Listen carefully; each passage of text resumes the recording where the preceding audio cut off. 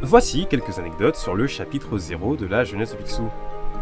Premièrement, là où la plupart des chapitres de la jeunesse de Picsou renvoient au personnage directement, ici le titre renvoie plutôt au thème du chapitre. C'est normal, c'est un hors-série.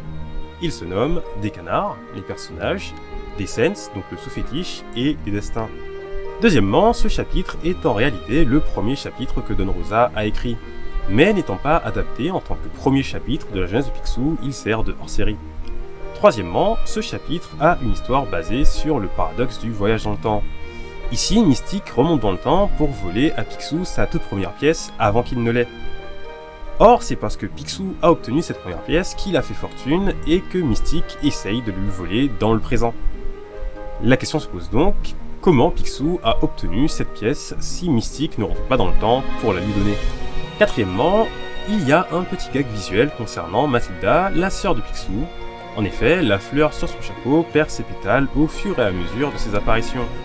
Ce gag est maintenu au chapitre 1, et on peut remarquer que Mathilda a déjà perdu tous les pétales. Enfin, le sous-fétiche appartenait à Howard Fersou, un milliardaire ayant fait fortune en Amérique.